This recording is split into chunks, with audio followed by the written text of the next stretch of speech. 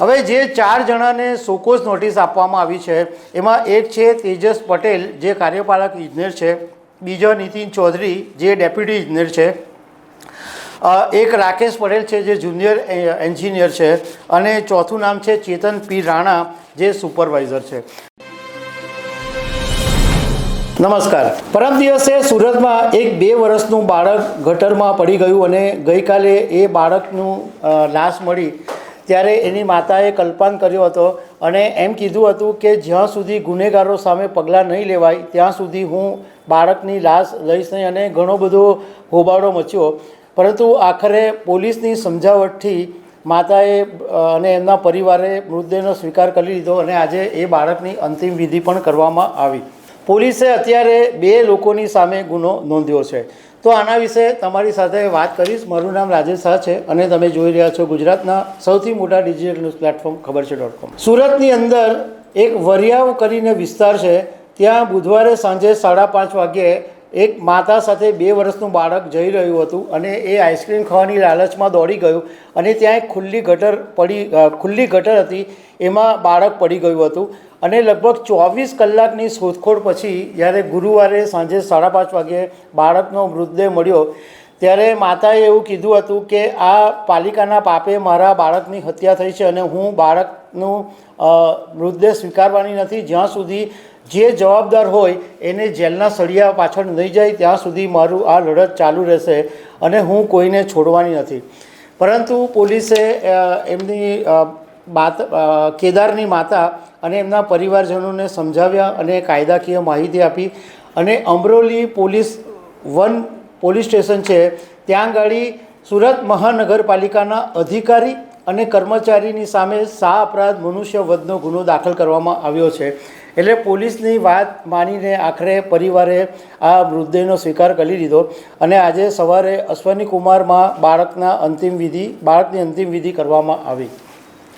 હવે પોલીસે તો અત્યારે મામલો થાળે પાડી દીધો ગુનો નોંધીને અને અમે અમરોલી પોલીસને ફોન કરીને પૂછ્યું કે આ કોની સામે કોઈનું નામ છે, તો અમરોલી પોલીસે કીધું કે અત્યારે કોઈનું નામ જોગ ફરિયાદ નથી, પરંતુ સુરત મહાનગરપાલિકાના અધિકારી અને કર્મચારી એની સામે ગુનો દાખલ કરવામાં આવ્યો છે અને સા અપરાધ મનુષ્યવધનો ગુનો દાખલ કરવામાં આવ્યો છે। આ પછી તપાસ કરવામાં આવશે અને જે જવાબદાર હશે એની સામે પગલાં લેવામાં આવશે।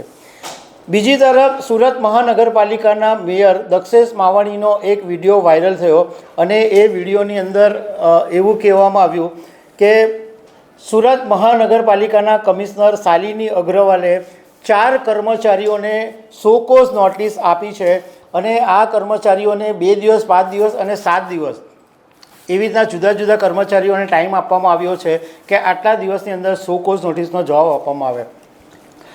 મતલબ કે 2 દિવસ પછી અત્યારે સુરત મહાનગરપાલિકાએ કોઈ મોટું એક્શન લીધું નથી, માત્ર સોકોઝ નોટિસ આપીને સંતોષ માની લીધો છે।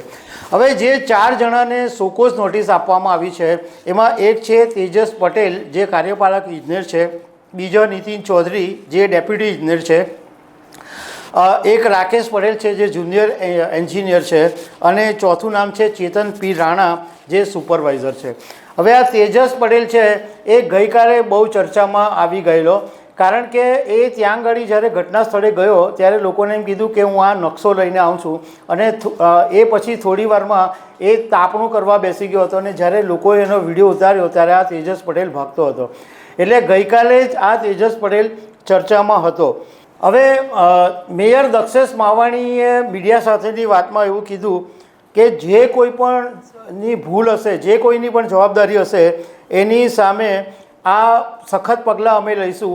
બીજી વાર શહેરની અંદર આવો કોઈ બનાવ નહીં બને એવી તકેદારી રાખવા માટે અમે ઉદાહરણરૂપ પગલાં લઈશું અને જો જરૂર પડશે તો સસ્પેન્ડ બી કરી દેશું, એવું દક્ષેશ માવાણીએ વાત કરી છે। એટલે પોલીસે તો અત્યારે 2 જણાની સામે ગુનો નોંધ્યો છે। હવે આશા રાખીએ કે આ જે બાળકનું મોત થયું છે એની સામે જે જવાબદાર હોય એની સામે ખરેખરમાં વાસ્તવિક પગલાં લેવામાં આવે। તો દર્શક મિત્રો, આવી અનેક વાતો સાથે અમે તમને મળતા રહીશું। Thank you very much.